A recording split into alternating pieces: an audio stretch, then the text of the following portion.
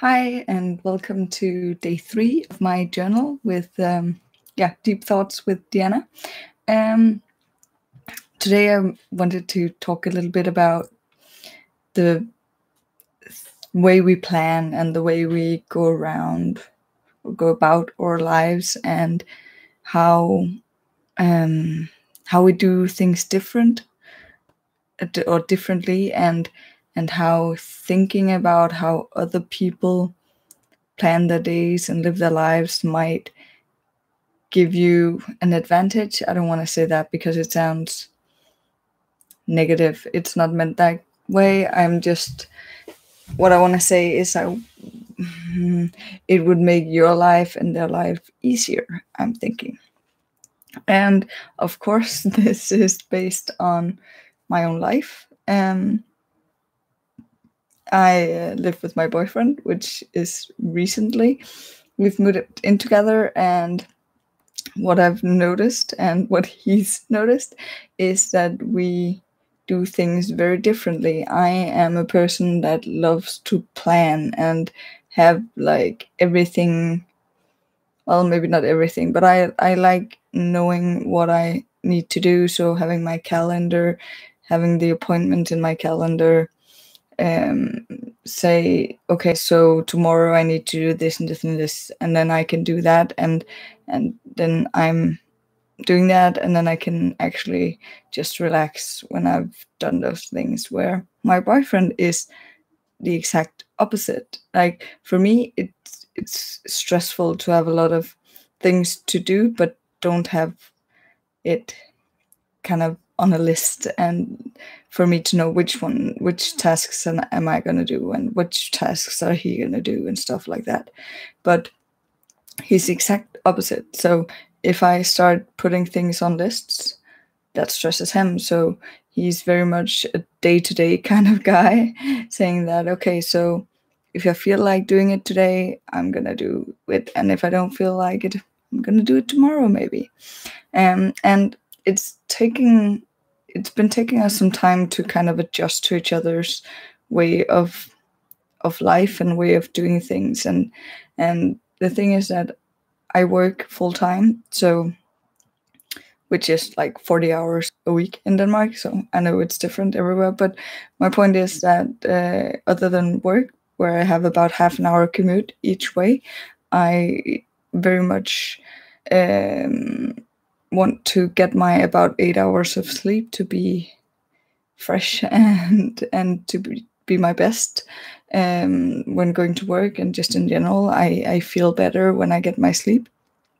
And it doesn't really leave a lot of hours left for us to be together. So, but then I also want to do this and do my podcast, and I like to be creative and do a lot of different things that it's not really something we do together. And oh, by the way, then we have a house renovation project as well. um, but what I've realized recently is that even though if I don't plan stuff, I don't get it done. So if I don't actually say to myself, okay, so it's Thursday, I'm gonna work on my podcast, and that's just what I do on Thursdays, then I'm just gonna push it ahead of me and not really getting to a place where I get it done.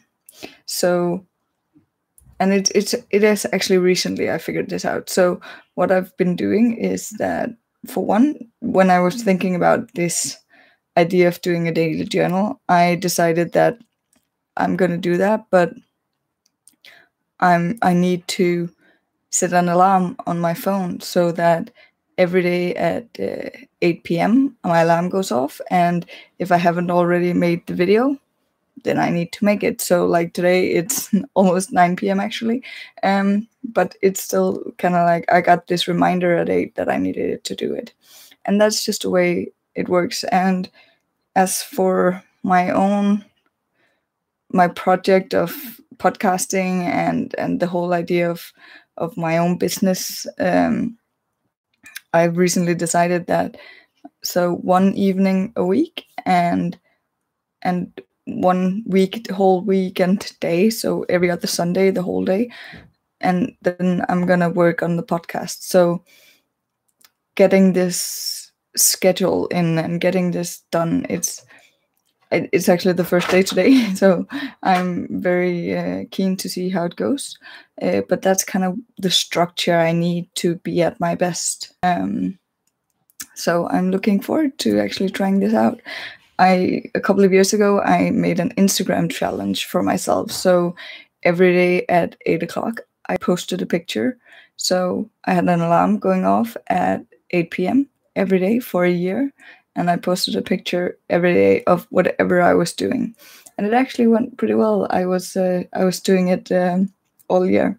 But where I wanted to go with this was that it can be a struggle to figure out how people you work with or live with get motivated to get things done. So be very aware that it might not be the same way that you're motivated, and it might be little things as, okay, so if I want to get on Saturday, I want to get the washing done and I want to do the dishes and I want just a lot of housework, for example. I'm much more motivated if I do a list and can check things off during my day. So now I've reached this and this and this and this. And that's just a little thing that works for me. And if I don't do the list, chances are, well, probably I'm not gonna be doing things as effectively, and I'm not gonna be as effective during the day as I would be if I've done the list. So yeah, I'm really a planning kind of person. And yeah, it's a challenge sometimes to live with and to be around people who are not planning. But again, it's about finding the combination and finding the middle ground that works. Yeah,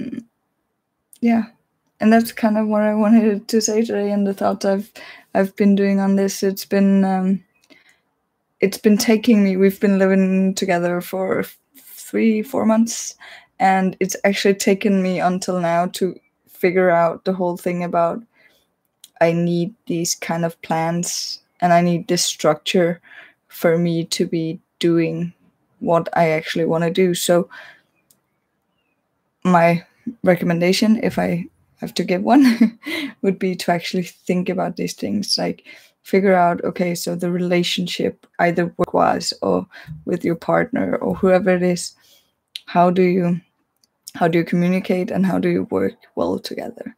So now, since it's Thursday evening, I am going to be working on my podcast. And actually, if everything goes to plan, I'm also going to be recording my first deep dive episode. So I'm looking forward to that. So have a really great day, evening, whatever time it is where you're at. And talk to you soon. Bye.